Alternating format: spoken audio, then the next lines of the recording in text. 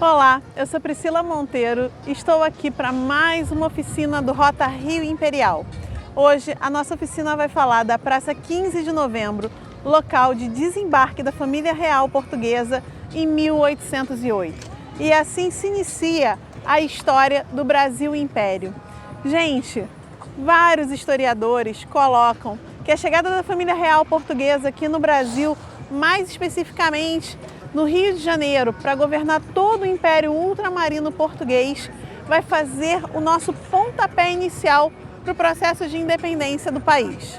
Bom, Dom João passa 13 anos aqui no Brasil e vai fazer várias reformas no Rio de Janeiro, e a gente, por onde anda na cidade, consegue encontrar esse legado joanino. Bom, por que a família real portuguesa vem para cá? E como é que começou a dinastia dos Bragança, que também é a dinastia imperial brasileira? Bom, a dinastia dos Bragança assume o governo em 1640, depois da Guerra da Restauração Portuguesa, rompendo assim um período conhecido como período filipino ou de União Ibérica, onde o rei espanhol era também o rei de Portugal. Com uma dinastia estabelecida, começa todo o governo do Império Ultramarino Português a estimular bandeiras, para começar a compensar aí perdas de territórios durante esse período da União Ibérica. Vai ser assim que o empreendimento no Brasil vai ter muito sucesso depois que as bandeiras, as entradas, descobriram ouro nas Minas Gerais no final do século XVII. Ao longo de todo o século XVIII, saiu mais ouro, né, das Minas Gerais do que existia no mundo até então. É um valor absurdo, mais de 1.000 toneladas de ouro. Assim, a família Bragança foi se fortalecendo e o Brasil se tornou a principal colônia desse reinado, né? E o que vai acabar acontecendo nesse momento, ainda no século XVIII? A gente tem uma época das luzes, o iluminismo, e a gente vai ter Dom José I sendo um déspota esclarecido. Ele vai governar ao auxílio de um homem que tinha um cargo como se fosse de primeiro-ministro, conhecido como Marquês de Pombal. E o próprio Marquês de Pombal vai fazer várias reformas em Portugal, como a reforma agrária, reconstruir Lisboa depois do terremoto de 1755 e também fazer alguns investimentos e tentar regular a vida aqui na colônia, né? E o que acaba acontecendo? O Marquês de Pombal cria um plano para tentar transferir a sede da corte para o Brasil. Afinal, a colônia tinha mais moradores, uma extensão territorial maior e uma riqueza muito maior do que Portugal.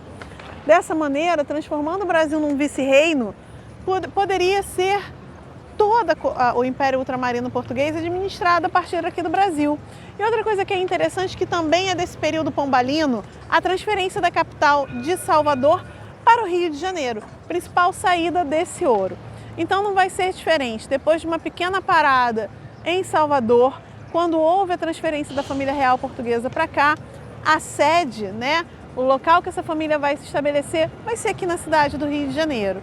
A motivação dessa viagem, dessa transferência da corte para cá, também tem a ver com as ideias ilustradas aí do século XVIII, né? A gente vai ver a Revolução Francesa acontecendo a partir de 14 de julho de 1789, mudando o que nós conhecemos de mundo, né? Trazendo aí os valores burgueses, rompendo com o antigo regime e as monarquias absolutistas. Então, dessa maneira, a gente vai ver essa Revolução Francesa se expandindo, né? Onde se encontra uma certa estabilidade com o governo do general e depois imperador Napoleão Bonaparte. E tentando fortalecer a economia francesa, Napoleão Bonaparte afirmou que todos os países da Europa continental que comercializassem com a Europa insular seriam invadidos e suas coroas teriam seus tronos destituídos.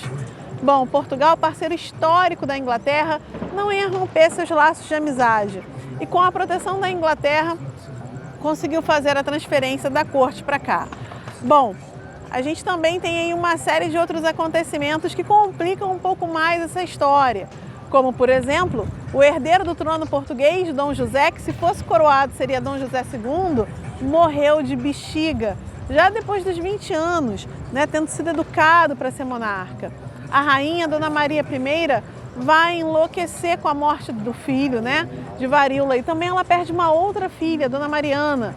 e vai acabar que Dom João, que não foi preparado para ser rei, ficou com essa batata quente na mão. Assumir uma coroa para que ele não foi preparado e também proteger Portugal das invasões napoleônicas.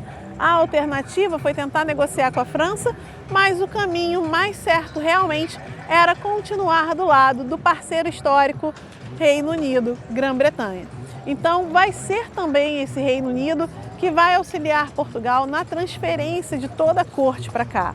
Dom João, a família real portuguesa, vem para cá com mais 15 mil pessoas. Gente, imagina, a cidade do Rio de Janeiro tinha uma estrutura precária. Por mais que fosse a sede, né, por mais que tivesse um teatro, eram todas as coisas de uma proporção muito pequena. Essa região mesmo que a gente está, ela já recebeu várias alterações e durante a chegada da família real portuguesa isso também aconteceu, tá? Mas o que a gente tem de resquícios ainda do período colonial como original, o Chafariz do Carmo.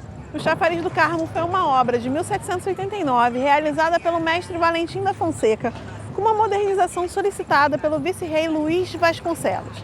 Vai ser nesse cais em pedra, que foi construído aqui, que a gente vai ver a família real chegando em 1808.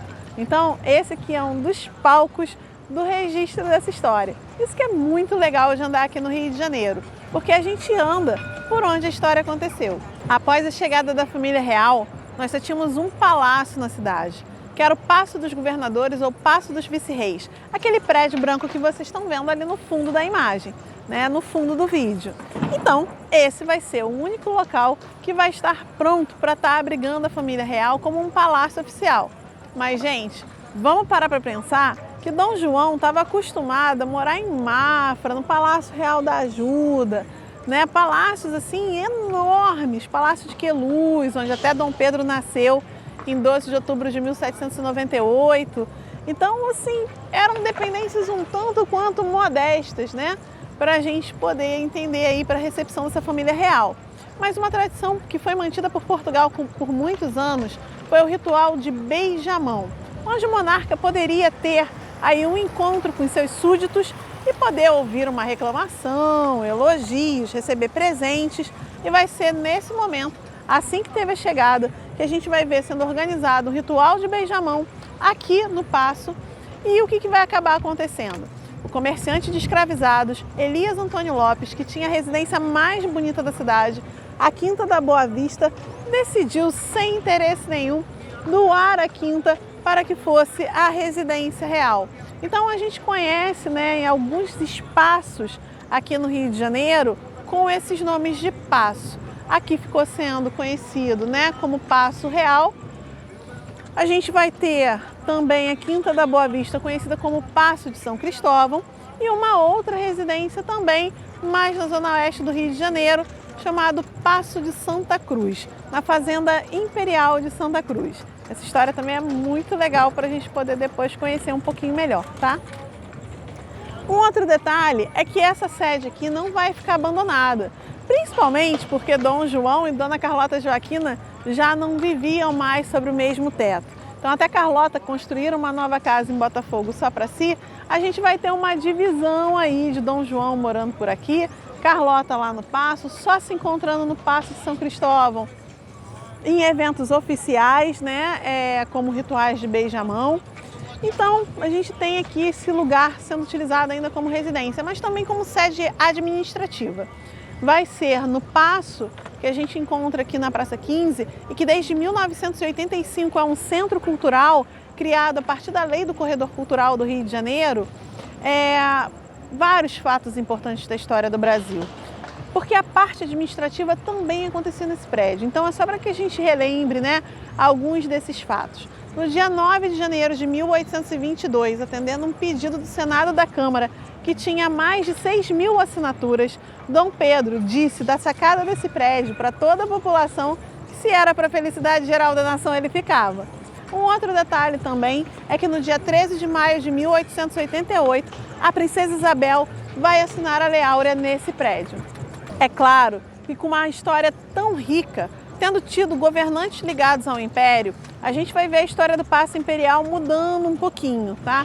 Bom, vamos entender esses nomes, porque eu já falei alguns nomes diferentes aqui. Assim que ele foi construído, no início do século XVIII, ele era a residência dos governadores, então ele foi chamado de Paço dos Governadores. Depois, com a chegada da família real e sendo acrescentado um terceiro andar, ele vai ser chamado de Paço Real.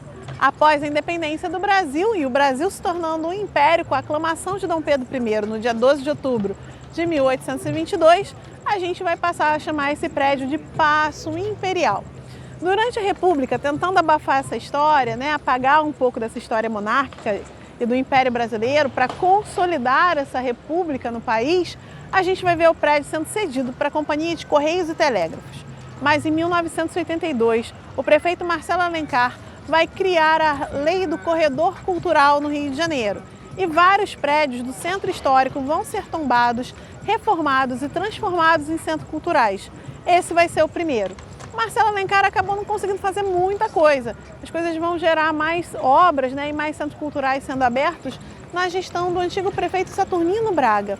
E dentro desses exemplos de vários prédios que se tornaram centros culturais, nós temos na Praça 15, no corredor cultural da Praça 15, o CCBB, o Centro Cultural dos Correios, mas o primeiro de todos, que começou a puxar aí esse corredor cultural, essa região como uma região muito importante para esse turismo histórico-cultural, e não só para o turismo histórico-cultural, mas para a boemia carioca também, vai ser o Paço. O Paço vai ser transformado no Centro Cultural Paço Imperial e está aberta a visitação de terça a domingo para todo o público de maneira gratuita.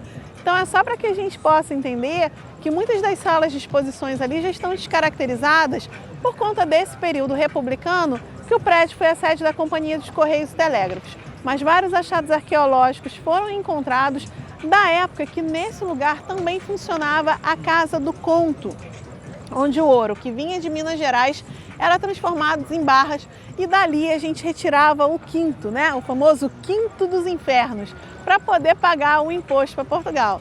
Gente, é 20%, por isso um quinto do valor.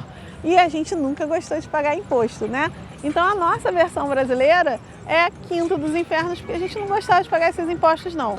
Mas já os portugueses diziam que era o quinto que vinha lá dos infernos, que era o Brasil.